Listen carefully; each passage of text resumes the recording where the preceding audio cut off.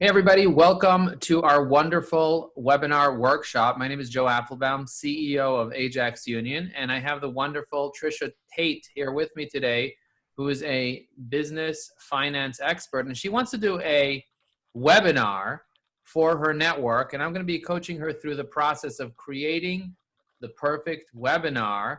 Trisha is going to ask me some questions. I'm going to answer them, and hopefully by the end of this, Trisha will have an actual webinar that she can then present to her audience and hopefully generate revenue, leads, help people, whatever the goal is. So Trisha, welcome. Hi, thank you for creating this space and putting me on the spot. No, I opted into the spot actually. Well, you are on the spot, and the spot will hopefully help you create a webinar. So first of all, tell us what you want. Why do you want to create a webinar? What do you want to achieve? Because that's where we always begin. Yeah, so I've been a finance professional for 20 years, and for the past 10 years, I've been working with business owners as a financial consultant, but more recently as an outsourced or part-time CFO.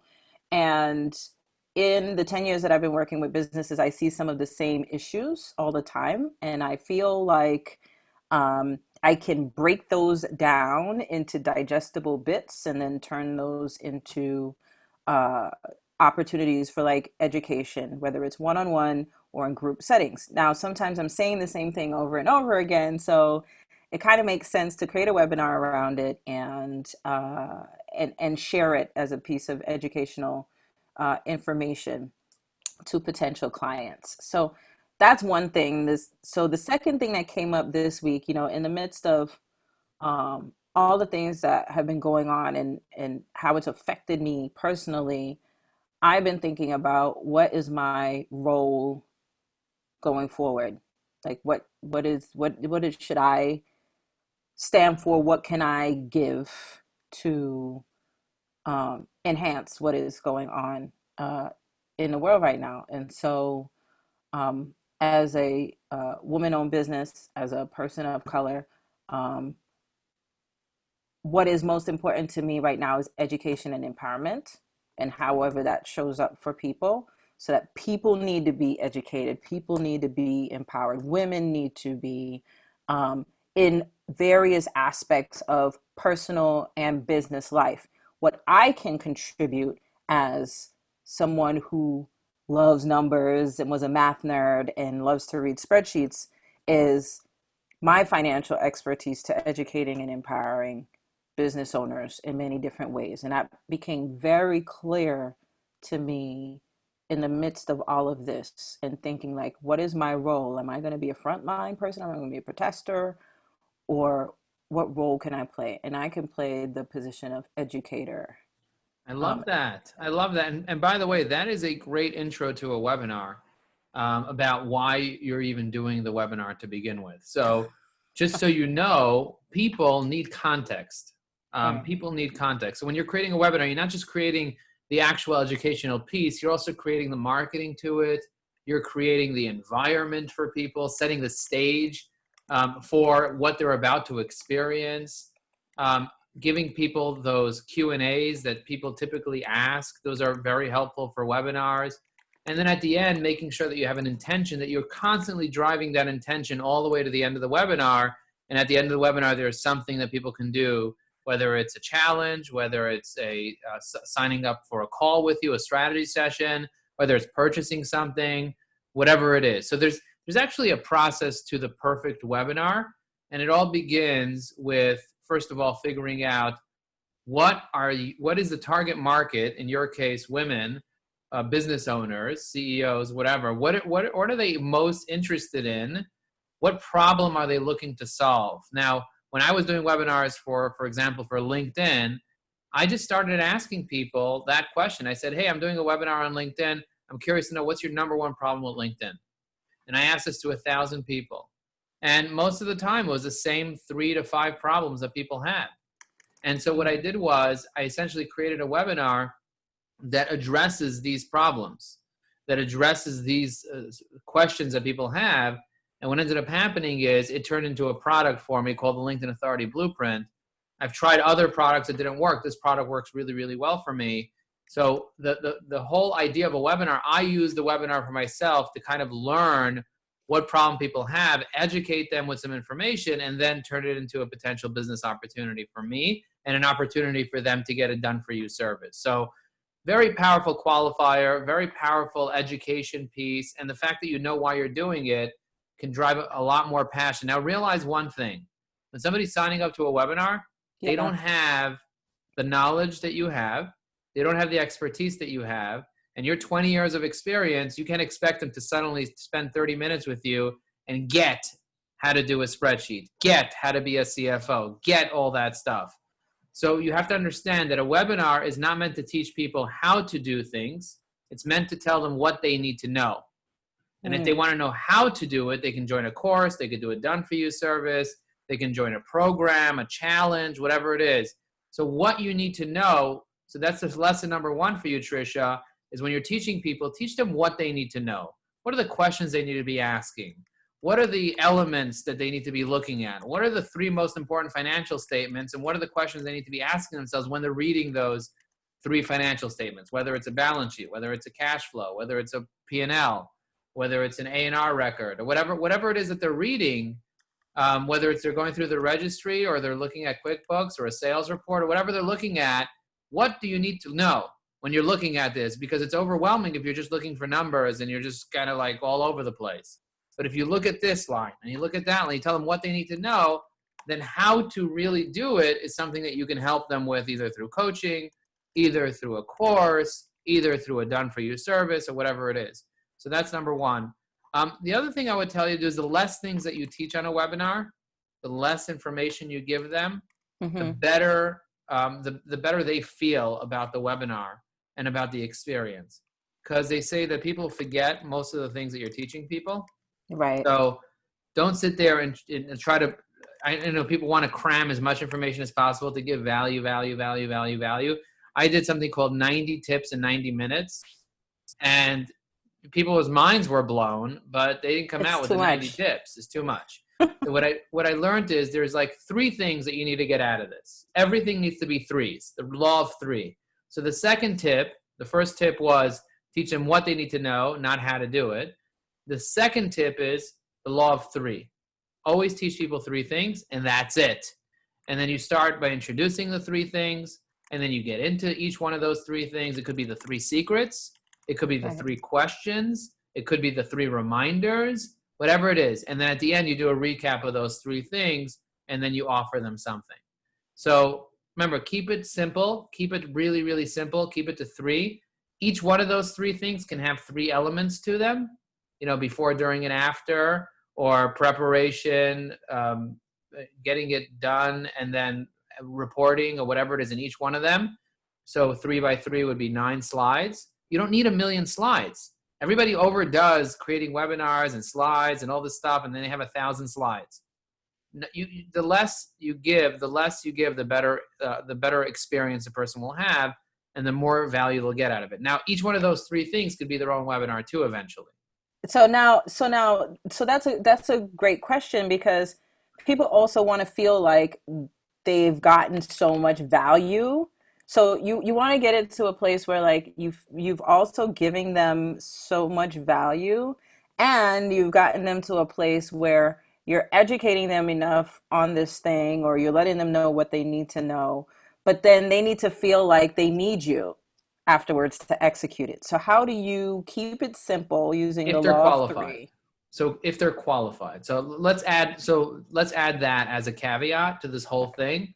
Okay. You don't want them to need you at the end. You want them to be able to be empowered to take the information you gave them and do it on their own. Okay. But if they're qualified, you want them to need you. Got it. If they're not qualified, you want to give them enough information that they can go out on their own and get all the stuff for free. But if they can afford you, you want to be able to get them into a place that says, hey, listen, you can do this yourself. I gave you everything, take it and go. But if you're doing over 300K in revenue, you want to get to the $1 million mark. If, many of you won't, but if you do, probably this is not the best use of your time to do this yourself. Spending a few dollars, hiring somebody, a coach, a consultant, let's speak about it. I'll teach you how to find somebody. Maybe you could use me, maybe you could use somebody else. but let's have a conversation about that. I'm offering 3 strategy sessions. If you're up for it, let me know below that you're up for it and you're actually hungry enough. You're qualified. If you're not qualified, then you want them to get the information so that they can just refer other people to your future webinars that are qualified. That's the idea. So giving them value. So I have 1,000 conversations a year. Do I have 1,000 customers? No, I want 10 customers. I only want 10 customers. I don't want 1,000 customers. But if I have 1,000 conversations, most of them I'm going to give them so much value that they're going to be referring business to me, and the right business, because I only need 10. Even if only 1% of people become a customer, I'm happy with that because that's what I'm going for. I'm going for the 1%. Same thing with you. If you have 100 people sign up to a webinar, you're not going to have 100 people buy from you. Right. Maybe we'll have 1, 2, 3, 4, 10 if you have a really good offer. Right? We have a 10% conversion rate on our webinars for people that show up. But if you think about it, right now, we only have a few people watching this, and it's fine because I'm not trying to sell anything. I'm trying to add value to you, and you're already a customer, and the people that are watching are customers. So this is very valuable. You have to understand this is something else. It's more like, oh, how do I add enough value that these people will then become advocates and want to refer business to you? The numbers don't matter as much as the value that you add. So think about, and here's another thing about value. Here's another tip about value. I would say this is the third tip. You think that because you already know all this information that you're not adding enough value. You can tell somebody a simple thing about a P&L. Like, for example, open up your P&L. Don't be afraid of it. Most people are afraid of their P&L. And look for the bottom line. Look for the income and look for the revenue, the top line, and look for the income, look for the bottom line. Let's just do that. And the third thing would be COGS, right? Whatever. Let's identify these 3 elements in your P&L and let's look at those numbers. Those are the 3 numbers that I want you to put. Everyone, go export your P&L right now. Spend a minute. Export it or open it. If you don't have access to it, make a note to tell your accountant to send it to you ASAP, or go to QuickBooks and find out where it is. And then isolate these 3 numbers, and then let's put them down on a piece of paper and let's see how they're doing over time. Again, this is so rudimentary to you as a CFO. Right. As a business owner, if somebody would have told me that 10 years ago, my mind would have been blown. Wow. I'm afraid of P&Ls. I was afraid of P&Ls. I was like, well, I'm not looking at that. Yeah, I did that. How many lines there are? I did that with a client. He wasn't afraid of P&Ls either, but just because he was so busy getting business and building it to where it was, the client was like a $10 million client. I looked at the numbers and I was like, you made 10 million, but you spent 9 million. And he was like, whoa, how did I do that? Where did that come from? So that's a great story, right? That's the fourth thing I want you to write down is every element needs to have stories. Every element needs to have stories. So you tell a short story. It could be a 1-minute story. It could be a 5-minute story. It could be 3 different stories. But that story right there, document it. And so every element, you can tell different stories about that element. When I'm teaching, I'm always telling stories.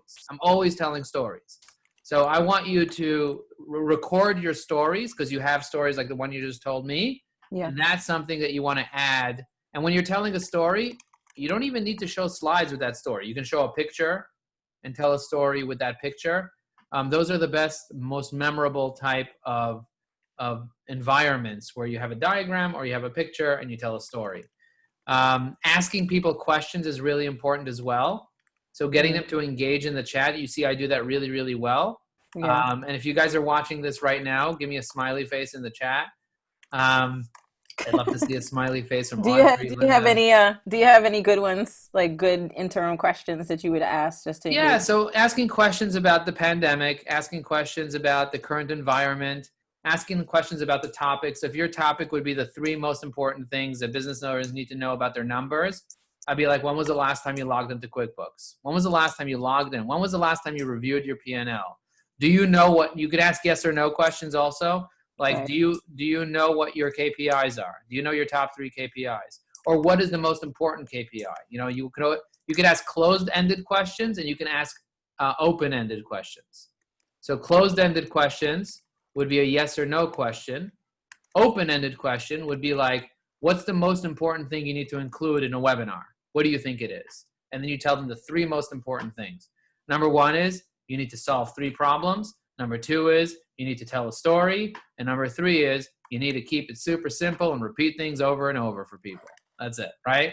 Uh-huh. So that's, that's really, that keeps things really, really simple. Telling stories is really important. And then realizing that whatever you're going to teach, whatever you're going to teach people, they're going to get value from it because you are an expert.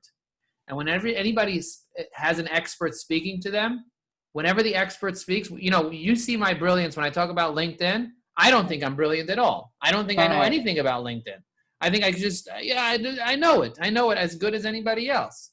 But the truth is, when people watch my screen share about LinkedIn and they see me just, they ask me a question and I just click around and I do a few things, they're like, what did you just do? Yeah, like that's a whole lesson in itself. Right. So the same thing with you. If you popped open QuickBooks and you clicked around, my brain would fall out of my head.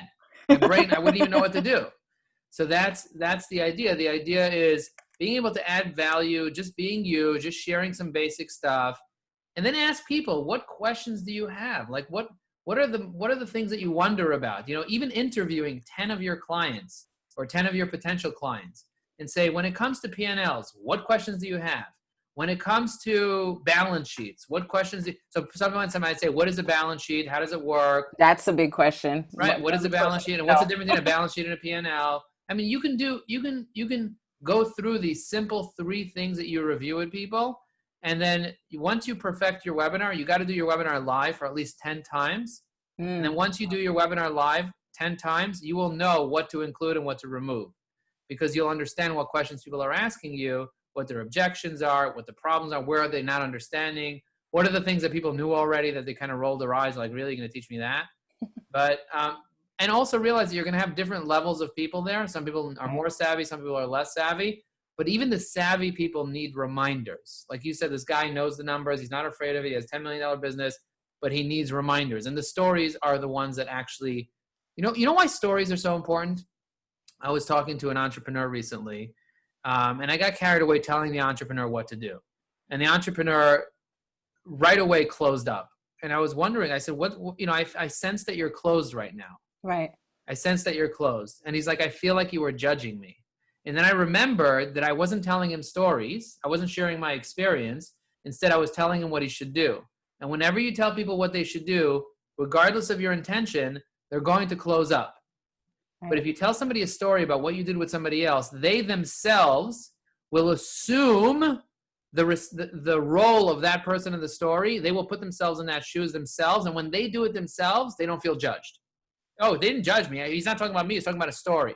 So whenever I talk to a prospect, I'll be like, listen, it was this guy. I was just talking to him, and he had a business exactly like yours. And he didn't want to come up with a budget for his marketing. He absolutely didn't. And I said, okay, that's okay. He wanted me to tell him what his ROI will be. And I told him, I can't tell you what your ROI is because I have no idea what your lifetime value is. I have no idea. I don't know what your numbers are. And you're not even willing to test, but you want to add $1 million in revenue. So these are the things that you need to do. This is what I told him.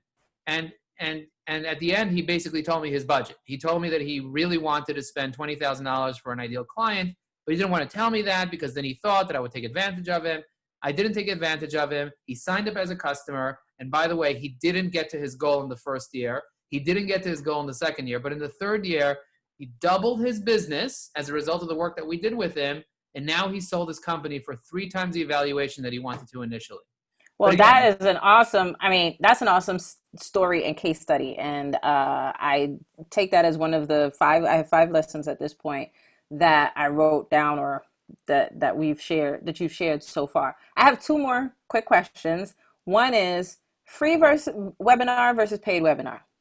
So whenever you're doing a free webinar versus a paid webinar, the key is, what do you want to get out of the webinar? If you want people that are much more qualified, and you want less people, then you would do a paid webinar. But if you want more of a open lead generation, more branding, more awareness, then you do a free webinar. I would suggest starting with free webinar initially, seeing what it is, and then doing a more advanced version for people. I've done both free and paid. Typically, The paid ones have less people in them, but more serious people in them. And the free ones have, I'm a very big fan of doing free webinars because of the impact that I want to make. I've had over close to 4,000 people attend webinars in the past year alone. Yeah. And I've made a massive impact with the people. People tell me, oh my God, I go to a webinar And a lot of my webinars, I'm actually teaching people how to do things. Although I tell people don't do that because it's overwhelming. The people that are coming to my webinar are pretty advanced, and they actually want to know how. They want the meat and potatoes.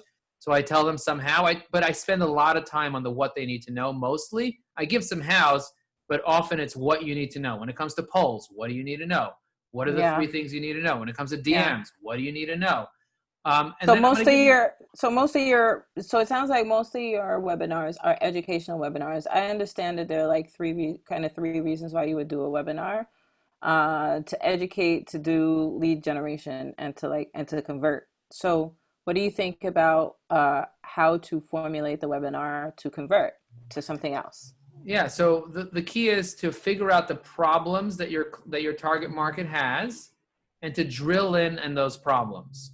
So this is a question that I always ask in my webinar. What does one new client cost you? What is one new client worth to you? Right? So for me, I'm trying to so there are anytime anybody invests money, there are 3 things, one of 3 things or 2 of 3 things that they want to do. Either they want to earn more money, they want to save more money, or they want to remove risk from the equation. Typically, the smaller the company, the more they want to earn money, like a freelancer. Oh, I just want to earn money. I don't care about saving money. If they're a little bit of a middle, larger small business or a mid-sized company, they're looking to save money because they're making enough money that if they just save money, they'll have more bottom line. And if they're an enterprise, they don't care about saving money. They don't care about making money either. They just don't want to have the risk. They want to eliminate risk. If they're more a public company or a large company, enterprise, whatever, political company type of thing. So your target client, do they want to make money, save money, or eliminate risk? And depending on what the problem is specifically, and you could interview your clients to figure out their problems, that's how you're going to align your message and the questions that you're asking to make them, take them through a path that will make them say, hey, I need to get on a call with Trisha, or I need to buy Trisha's product, or I need to find out more information about Trisha or about what she's doing. So I would say that is probably the most important way to be able to generate revenue from something, is figuring out what their problems are. The second thing that you want to think about is, besides those 3 problems, is what would they like to achieve, right? One of them is going away from pain, but the second thing is going more closer to their dreams, to their goals. So what is their actual need? What do they want to do? Where do they want to get to? So maybe they want to have stress-free, or maybe they want financial freedom, or whatever it is that they want to get to, their goal. That's what you got to nail in. So if you can nail in solving the problem and you can nail in getting them to the goal, then you're really on your path to generating revenue. Got it. This is really cool. I'm going to recap like the 5 things that you shared in here. One is don't necessarily teach them how to construct a thing or how to do it, but what do they need to know? What are the questions they need to be asking themselves? Number 2, the less you teach, the better. Use the law of 3.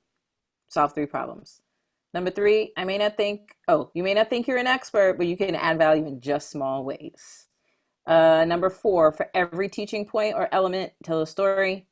And number 5, get them to engage in the chats, like leverage the chats for engagement. Yeah. Okay. So does that sound right? Yeah, 100%. Now, what I want you to do is to make your webinar really simple. Take 3 stickies, 3 different stickies. In one sticky, write information. So you'll write an information piece. I'm going to do that right now. Right? So you write information. The second color sticky, you'll write story. And the third sticky, you can do engagement/question. Okay? And then what you could do is you can have 3 sets of those stickies. So what information do you want to give? What story do you want to tell? And what engagement/question you're going to ask. And those are your slides. And you put that on the wall, and then you can change the sequence of them. You could add as many more if you want, but that's basically your webinar.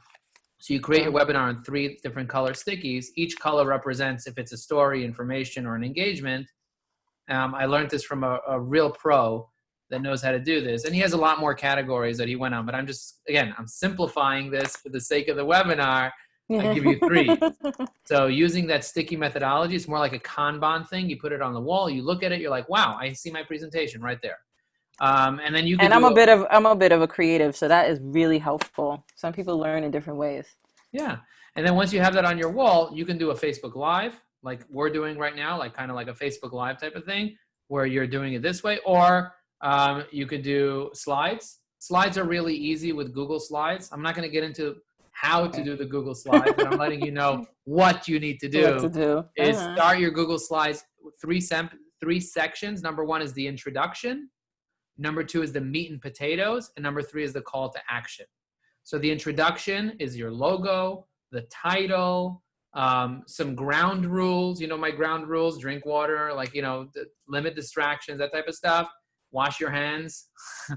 That's my ground rules. A little introduction about you. Hey, my name is Joe Apfelbaum, CEO of Ajax Union. I'm a LinkedIn strategist. This is Tammy, PhD in math, right? You always see that on my webinars.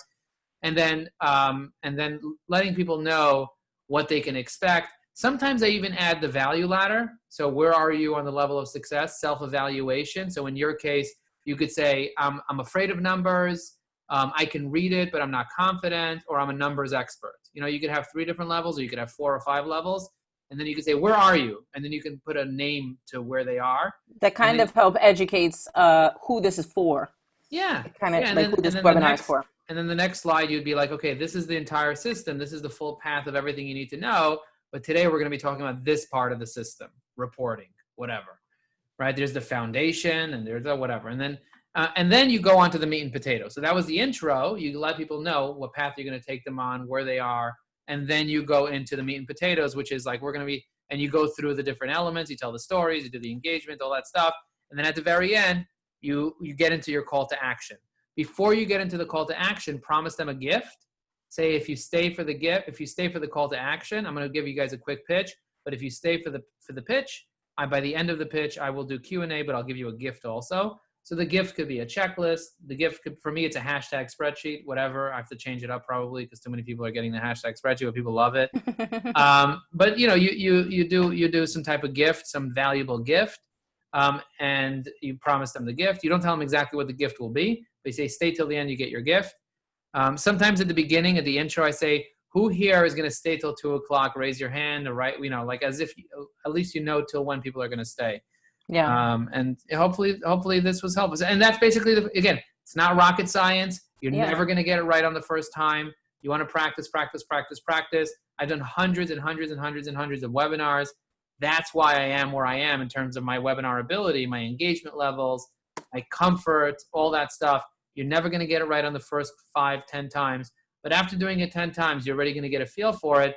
Then once you get your webinar, then you can start doing the same webinar for different audiences. So you do partnerships with people and you get out there and so on, but you know what your webinar is, you know who your audience is, and you start partnering up with associations, with membership groups, with other types of places that people would say, wow, I really enjoyed this web. And by the way, every webinar will lead you to the next webinar. Yeah, that's so interesting. Like, as I'm building out right now, I'm building out a webinar and a course at the same time. And as I'm building it, I'm like, oh, that's another discussion point altogether. But again, because of what you said, because I am a numbers person and I'm into financials, like, I think that what I know, if I teach it too simplified, is that too simple for people? But then maybe that little piece that I know, like you were talking about a P&L or the importance of a balance sheet, the way that I teach it and I make it digestible for people, I kind of take that for granted because I know it. You always will, just like I take it for granted. I have a question for the people watching right now. Did you guys get value? Write value or put a $ in the chat. By the way, do this in your webinar. By the way, did you guys get value so far? We're only a quarter way in. I'm curious to know, did you get value? Just write value in the chat. Let me know if you got value, or put a $ in the chat. So I see Linda's watching. Linda put a $. Audrey wrote value. So this is valuable. Now, what I love to do towards the end is maybe have somebody speak. So Audrey, if you want to unmute yourself. Linda, I'm going to allow you to talk. If you want to talk, unmute yourself. Tell me what you got out of this and what questions maybe you have.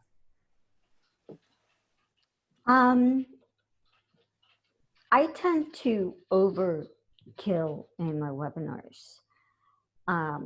I can talk forever on what I do, obviously, and you guys can. So it just brought it back to, KISS. Keep it simple, stupid. I love that. I love that. And sometimes we need that reminder, Audrey. We need that reminder. Cool. Yeah. Linda, what did you get out of it? Well, like Audrey, I definitely am an oversharer. I, overteach, and people are probably either overwhelmed, or I've done them the disservice where they think they have enough information to go and do it themselves. I really like your idea that one of the last things that you said is to show them the whole path, the whole series, and then show them what we're focusing on today, because that shows them that there's so much more for them to learn. Powerful. Thank you so much, Linda. Really appreciate that. Okay, so this takes us to the end of the webinar. So I just want to say thank you so much for all of you that watched this. My call to action. Joe, can I ask a question? Yeah, sure. The biggest problem I have with webinars is getting people there. Ooh, getting people to come to a webinar. And you're asking the LinkedIn strategist how to get people to come. Well, yeah. The best way to get people to come to a webinar is to invite the right people. And today's day and age, it's harder than ever to get people to come to webinars because there's so many more webinars available now because there's no presentations. But if you keep inviting people over and over and over, you're going to get a group of people that are super committed, that are super interested. And the more people you invite, the more people will come. Don't worry about how many people come to your webinar initially, because once you get the right topic for the right audience, what you're going to end up doing is you're going to end up creating a word of mouth that people have to come to your webinar. The reason why I get 50 to 100 people to come to each webinar that I do is because I've been doing so many webinars and I have so many dedicated people that love what we're doing. And we have a list of thousands of people that are opted in, that are interested. So think about this, Audrey. I don't think you have 3,000 people that you'll email to come to a webinar where 50 to 100 will show up. Am I right? Yeah, I don't have 3,000 right. So you got to build up that audience and realize that only a small percentage of that audience will be available during that specific time to come to that. So by the way, most of my people watch webinars on my replay. And that was key, what you said. Now think about that. You have a list of 3,000 kind of qualified people. Yeah, they engaged. They came to a webinar in the past. They want more webinars. They asked to be there, but only 50 to 100 will show up at any given time. So it's like how much did you have to reach out to in order to find tens of thousands qualified? Tens of thousands to get the 3,000, wow. And the 3,000 gets 50 to 100. If you get 20 people to show up to a presentation, you're doing pretty freaking amazing. In your case, Audrey, you want CEOs of marketing agencies. So how many CEOs of marketing agencies do you have an email to, and what can you say to them to get them excited? I have a list of 5,000 CEOs of the Inc. 5000. I got 75 to raise their hand that wanted to come to a webinar about how to improve their memory. Only about 20 showed up. That's okay. Only about 20 showed up because the 5,000 are not opted in at all. But I still messaged all of them and I said, hey, do you want to come to a memory event? And a bunch of them raised their hand. 75 raised their hand because I said it's only for Inc. 5000 CEOs. And I sent it to Inc. 5000 CEOs from an Inc. 5000 CEO. So the more you have a relationship, the more people are interested in what you're offering, the more it's relevant to them, the more you've touched them several times. Jack Daly yesterday said, in order to get through to somebody, you need to contact them 9 times. 9 times. So Audrey, if you're doing a DM campaign on LinkedIn, ask them a question. Say, hey, I'm doing a presentation. Would you like to come to it? Would you like more information about it? And if they don't, just send them the presentation hoping that they'll register. They're not going to register. And only about 50% of people that register will actually show up. But you have to do the due diligence of reminding them in multiple different ways.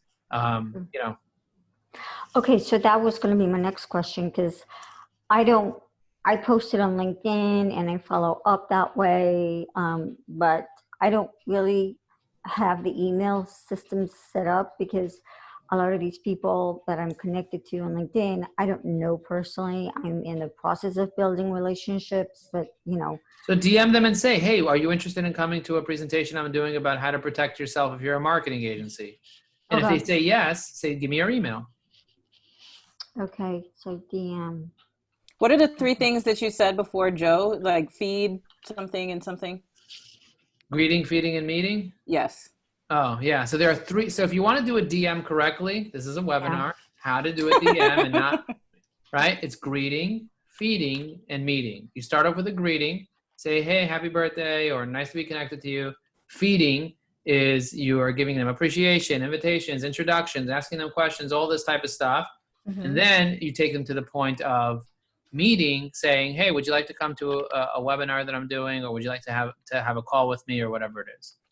But don't just send them the webinar hoping that they'll register, because it never happens. Yeah, I tried that too. I tried a whole strategy of that. That doesn't work. Even when you're Yeah, dating, let's say you're dating. I don't know if you guys are dating or you have significant others or whatever, but sometimes people come to me for dating advice. And I say, because dating is like sales. And I say, when you're, and I'm talking to men here, when I say, when you're on a dating site and you're talking to a girl, what you want to do is like in sales, you don't just send them your number saying, hey, call me, because they're never going to do that. You say, hey, if you'd like to hang out, send me your numbers and I'll text you to coordinate, or something like that. And that way, if they send you their number, you know that they're interested. If they didn't send you their number, whatever, you can just keep following up in different smart ways and being cute and whatever it is. But it's the same thing in business. You don't just send somebody a list and say register, because they have to show interest. They have to show interest. In order for you to be successful, you have to find people that are actually showing interest. And the way that you know they're showing interest is by actually asking them a question that's yes or no. That's really simple. And if they don't answer that question, you can keep following up with other elements of feeding. What's interesting is in my industry, the way that I know people are interested is when they're in problems. People always come to a financial or accounting expert when there is a problem. Like this crisis, everyone's flooding the inboxes of their accounting. And a question that you can ask people through DM would be, my clients typically have one of two problems. Which one of these resonate with you the most? I'm not sure how to read my numbers, or I'm losing money, but I'm not sure where, or whatever it is. And then they could say A or B, and then they answer A or B or whatever. And the same thing when you call them up, whatever, you'll figure that out. And they can say, hey, I'm actually doing a free presentation about this next week at 2 p.m. Do you think you might be able to make it? Right? That's another way to go for it, to get people to commit. Once they commit, you could also send them a calendar invite. So there's how do you get people to commit? How do you get people to actually register? Then how do you get people to show up? And then how do you get people to show up to buy? So it's a whole system. Today I taught you an element of the system, how to create the presentation, but there's a whole system around the whole webinar program, which I can do in a future webinar about how to get people to register and all that stuff. But I got to go now. So thank you all for being amazing. Thank you for being here. And I'll talk to you guys very, very soon. Boom. Thank you. Thank you. Bye. Bye. Bye.